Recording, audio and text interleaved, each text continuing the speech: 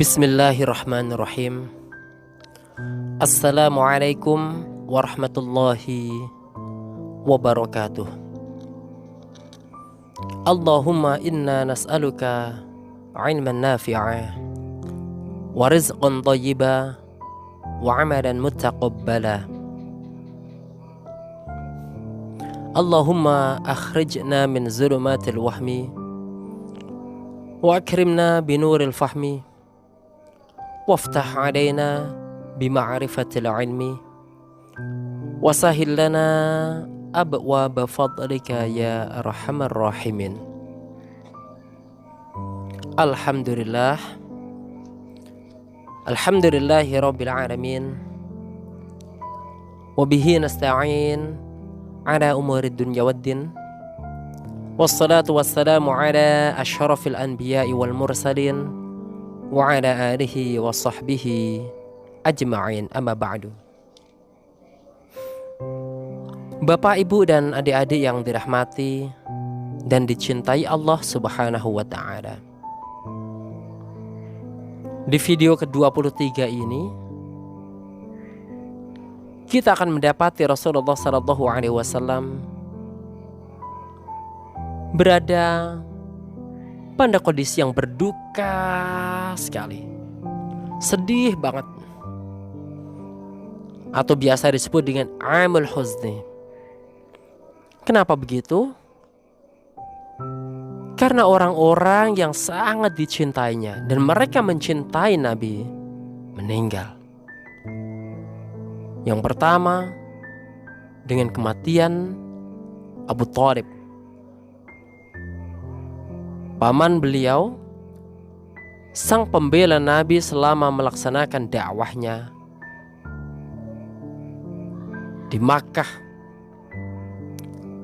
membela dari serangan orang-orang yang akan membunuhnya. Bahkan beliau sendiri, Abu Thalib, termasuk orang yang terkena boikot dari kaum Quraisy selama 3 tahun. Sakit Abu Thalib semakin bertambah parah, tinggal menunggu saat-saat kematiannya. Dan akhirnya dia meninggal pada bulan Rajab tahun ke-10 dari nubuwah. Selang 6 bulan setelah keluar dari pemboikotan. Ada yang berpendapat dia meninggal dunia pada bulan Ramadan, 3 bulan sebelum wafatnya Khadijah radhiyallahu anha. Di dalam As-Sahih disebutkan dari Al-Musayyab bahwa tatkala ajal hampir menghampiri Abu Thalib, Nabi SAW menemuinya, yang saat itu di sisinya ada Abu Jahal. Wahai paman, ucapkanlah la ilaha illallah, satu kalimat yang dapat engkau jadikan hujjah di sisi Allah, sabda beliau. Abu Jahal dan Abdullah bin Abu Umayyah menyela, wahai Abu Thalib, apakah engkau tidak menyukai agama Abdul Muttalib? Keduanya tak pernah berhenti mengucapkan kata-kata ini, hingga pernyataan terakhir yang diucapkan Abu Thalib adalah tetap berada pada agama Abdul Muttalib. Beliau bersabda, aku benar-benar akan memohon ampunan bagimu wahai paman selagi aku tidak dilarang melakukannya. Lalu turun ayat di dalam Quran surat At-Taubah ayat 113. A'udzu billahi minasyaitonir rajim. Ma kana lin-nabiyyi walladzina amanu ayastaghfiru lil musyrikin walau kanu uli qurba min ba'di ma tabayyana lahum annahum ashabul jahim. Maka nalin nabiyyi, Tiadalah sepatutnya bagi Nabi walladzina amanu, dan orang-orang yang beriman, ayastaghfiru, memintakan ampun kepada Allah, lil musyrikin, bagi orang-orang musyrik.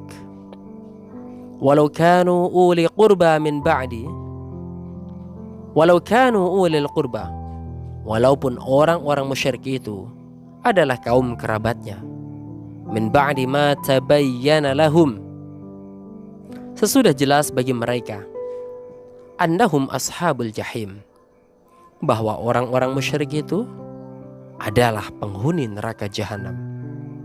Quran Surat At-Taubah ayat 113. Allah Subhanahu wa ta'ala juga berfirman di dalam Quran Surat Al-Qasas ayat 56. A'udzu billahi minasyaitonir rajim. Innaka la tahdi man ahbabta, walakinnallaha yahdi may yasha. Al-Qasas ayat 56. Innaka, sesungguhnya kamu, la tahdi, tidak akan memberi petunjuk, man ahbabta, kepada orang yang kamu kasihi. Walakinnallaha, tetapi Allah, yahdi may yasha, memberi petunjuk kepada orang yang dikehendakinya.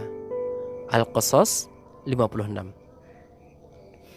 Ayah, bunda, dan adik-adik yang dirahmati dan dicintai Allah Subhanahu wa ta'ala, tidak bisa dibayangkan apa saja perlindungan yang diberikan Abu Thalib terhadap Rasulullah SAW. Dia benar-benar menjadi benteng yang ikut menjaga dakwah Islam dari serangan orang-orang yang sombong dan dungu. Namun sayang, dia tetap berada pada agama leluhurnya, sehingga sama sekali tidak mendapat keberuntungan. Di dalam As-Sahih disebutkan dari Al-Abbas bin Abdul Muttalib, dia berkata kepada Nabi SAW, engkau sangat membutuhkan paman engkau, karena dia telah melindungi engkau, sekalipun dia membuat engkau marah. Beliau bersabda, dia berada di neraka yang dangkal. Kalau tidak karena aku, tentu dia berada di tingkatan neraka yang paling bawah.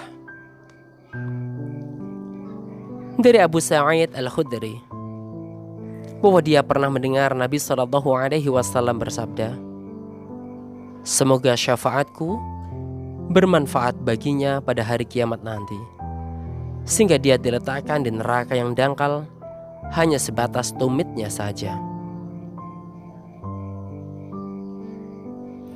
Yang menetapkan kematiannya pada bulan Ramadan adalah Ibnul Jauzi di dalam At-Talqih halaman 7, dan Al-Allamah Al-Mansurfuri di dalam Rahmah lil Alamin jilid 2 halaman 164, dan juga lain-lainnya. Ayah, bunda, dan adik-adik yang dirahmati Allah Subhanahu wa ta'ala, betapa sedihnya Rasulullah. Dari kecil sehingga dewasa, Nabi Muhammad SAW diasuh oleh pamannya Abu Thalib atas mandat Abdul Muttalib. Diasuh, dijaga, dirawat, bahkan dianak emaskan melebihi anak-anaknya sendiri.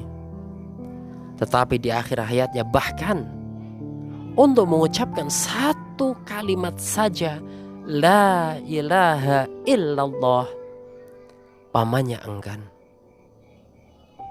Hanya karena pamannya adalah salah satu pembesar Quraisy, dan sebelumnya telah mengikat dan patuh taat dengan agama Abdul Muttalib, ayahnya.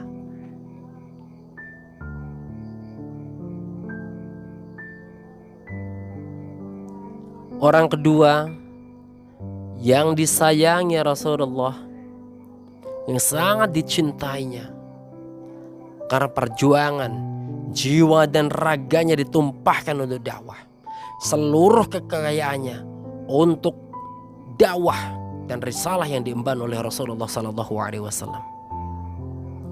Siapakah beliau yang menjadikan Nabi Muhammad sangat sedih dan terpukul sekali? Dia adalah istrinya, istri yang pertama kali dan wanita yang pertama kali masuk Islam, Khadijah radhiyallahu anha. Beliau menyusul ke rahmatullah.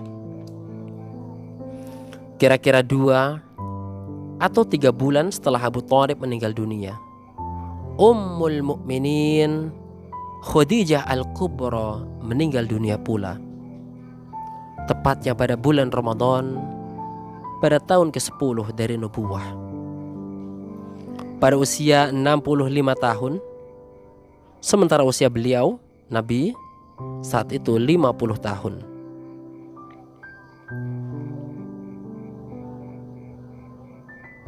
Khadijah termasuk salah satu nikmat yang dianugerahkan Allah kepada Rasulullah SAW.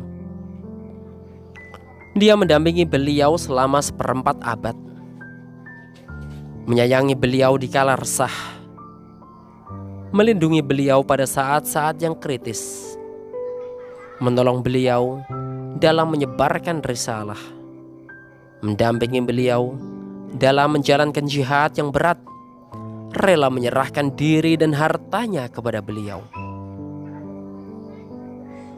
Rasulullah SAW bersabda tentang dirinya, "Dia beriman kepadaku saat semua orang mengingkarinya, membenarkan aku selagi semua orang mendustakanku, menyerahkan hartanya kepadaku selagi semua orang tidak mau memberikannya.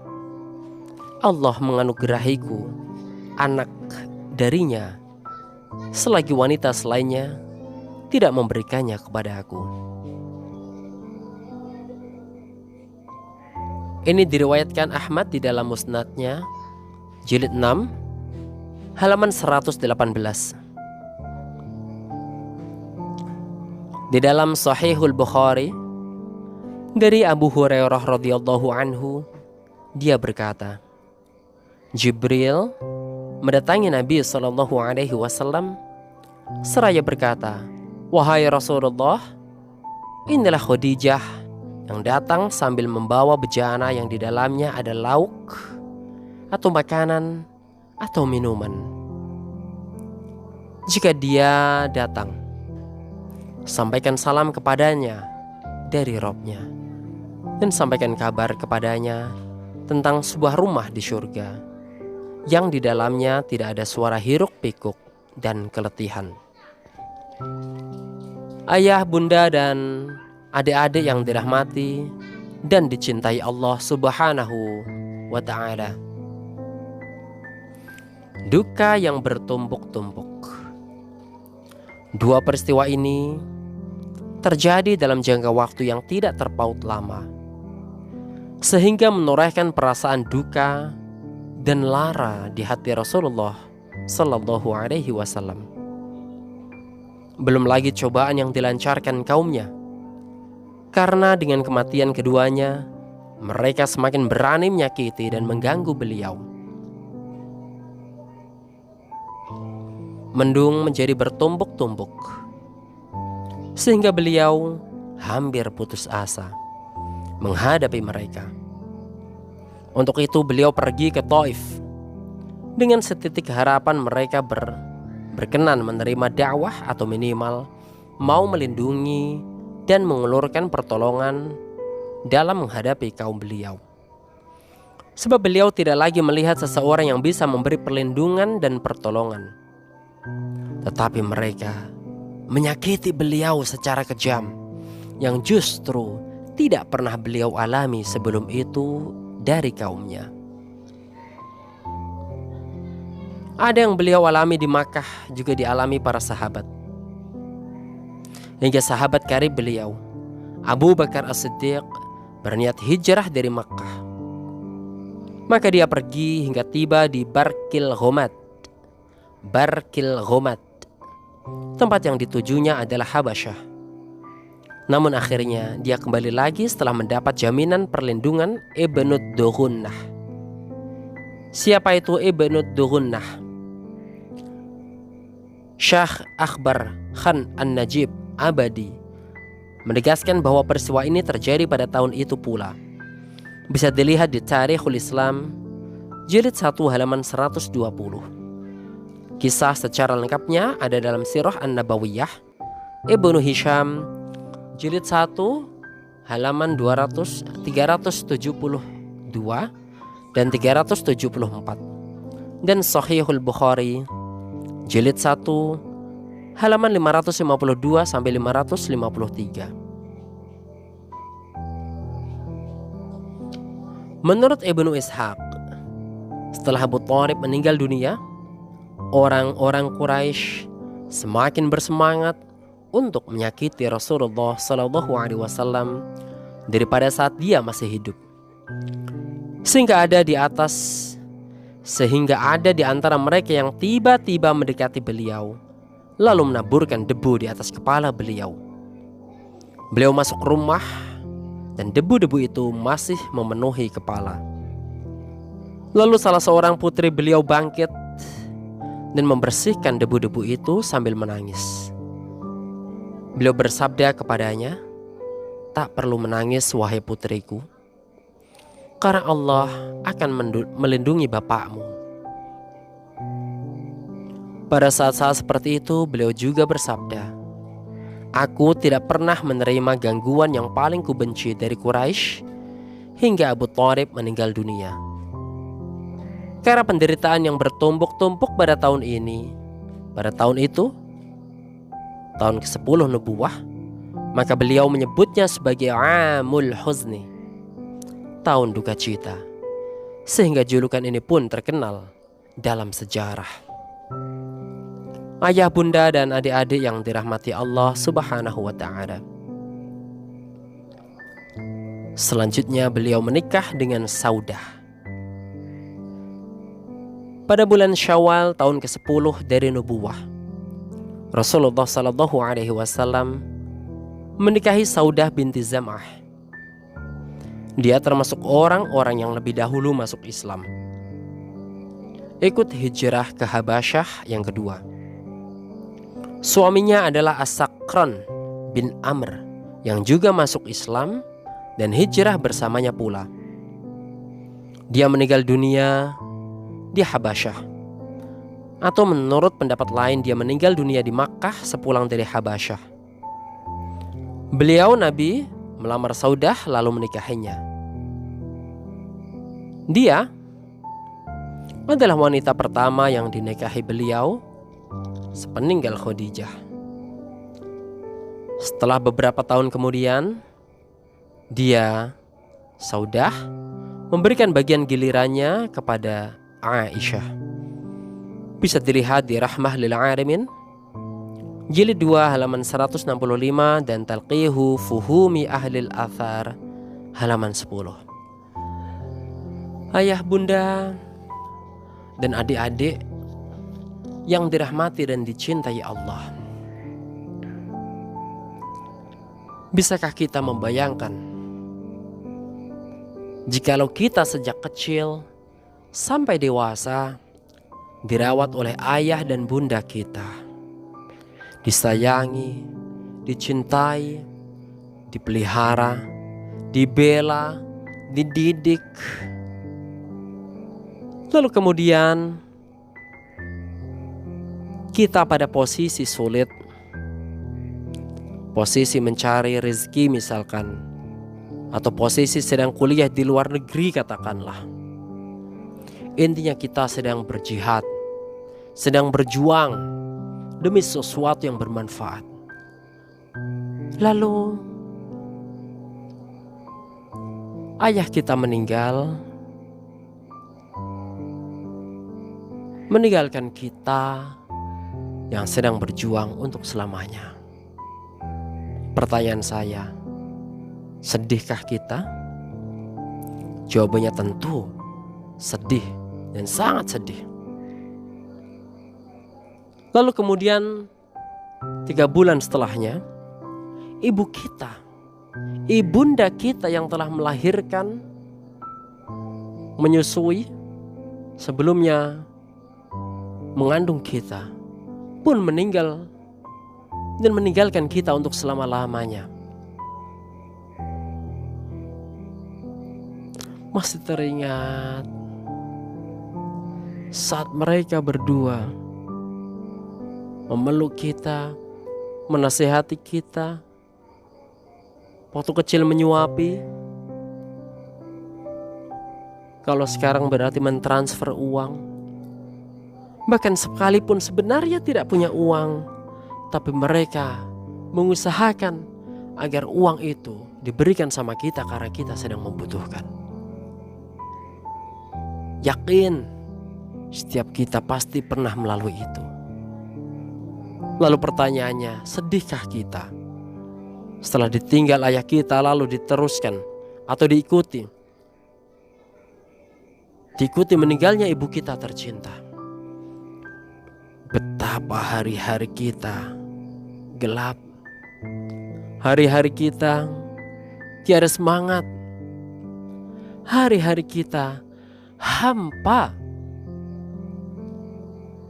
Lalu kita merasa dan berkata sendiri, lalu untuk apa kita kuliah S1, S2, S3? Lalu untuk apa kita membangun bisnis besar? Lalu untuk apa kita perjuangkan itu semua jikalau ayah dan bunda kita tidak melihatnya? Ayah bunda kita tidak merasakan kenikmatan.